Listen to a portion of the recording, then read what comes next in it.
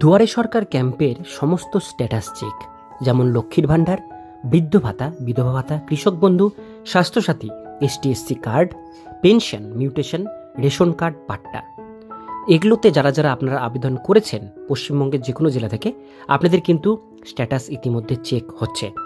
আবেদন গৃহীত হয়েছে কিনা সেটা আপনারা দেখে নিন। কীভাবে চেক করবেন যে আপনাদের আবেদনটা গৃহীত হয়েছে না রিজেক্ট হয়েছে সেটা আজকে ভিডিওটির মধ্যে দেখে নিন। ভিডিওটিকে স্কিপ না করে প্রথম থেকে শেষ পর্যন্ত মনোযোগ সহকারে দেখতে থাকুন। চ্যানেলে প্রথমবার হলে সাবস্ক্রাইব করে পাশের বেল আইকনটিকে বাজিয়ে রাখুন এরকমই গুরুত্বপূর্ণ আপডেটগুলো সবার প্রথমে দেখবার জন্য। তো চলুন ভিডিওটিকে শুরু করা যাক। সম্প্রতি পশ্চিমবঙ্গ রাজ্য সরকারের উদ্যোগে বিভিন্ন জেলায় অনুষ্ঠিত হয়েছে দুয়ারে সরকার ক্যাম্প।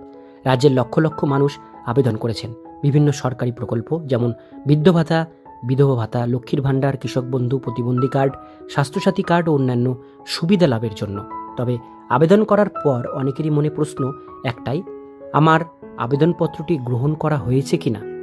চিন্তা নেই, অনলাইন মারফত আপনি নিজের আবেদন জমা পড়েছে কিনা, তা গ্রহণ হয়েছে কিনা, তা সবই স্ট্যাটাস সহজেই পেয়ে যেতে পারেন। দুয়ারে সরকার ক্যাম্পের সমস্ত আবেদনের স্ট্যাটাস চেক। কোন কোন প্রকল্পের স্ট্যাটাস চেক করা যাবে? দুয়ারে সরকার ক্যাম্পের মাধ্যমে আবেদন করা নিম্নলিখিত প্রকল্পগুলির স্ট্যাটাস অনলাইনে চেক করা সম্ভব, যেমন বৃদ্ধ ভাতা, বিধবা ভাতা, প্রতিবন্ধী ভাতা, স্বাস্থ্যসাথী কার্ড, রেশন কার্ড সংক্রান্ত আবেদন, কন্যাশ্রী, রূপশ্রী, ঐক্যশ্রী, লক্ষ্মীর ভাণ্ডার, তপশিলি বন্ধু, জয় জোহার, মানবিক পেনশন, এগুলো চেক করা যাবে। কৃষক বন্ধু, কৃষকদের কিষাণ ক্রেডিট কার্ড, মৎস্যজীবী ক্রেডিট কার্ড, জমির পাট্টা আবেদন, এগুলো চেক করা যাবে। Student credit card, Shikshashree, Medhashree, banking সংক্রান্ত কাজের আবেদন, জমির মিউটেশন সংশোধন, নতুন বিদ্যুৎ সংযোগ, বিদ্যুতের ছাড়ের আবেদন ইত্যাদি চেক করা যাবে। এবার আমরা দেখব কিভাবে অনলাইনে আবেদন স্ট্যাটাস চেক করবেন। আপনার আবেদন স্ট্যাটাস চেক করার জন্য কিছু সহজ ধাপ অনুসরণ করতে হবে। প্রথমে গুগলে সার্চ করুন দুয়ারে সরকার স্ট্যাটাস চেক, বা সরাসরি নির্দিষ্ট ওয়েবসাইটে যান। ওয়েবসাইটের লিঙ্ক আমি ডিসক্রিপশন বক্সে আপনাদের সুবিধার জন্য দিয়ে রাখবো। ওয়েবসাইটে প্রবেশ করার পর আপনার মোবাইল নম্বর দিন, যেটি আপনি আবেদন করার সময় ব্যবহার করেছিলেন। তারপরে যে প্রকল্পে আবেদনের স্ট্যাটাস জানতে চান সেটি সিলেক্ট করুন এবং সাবমিট করুন।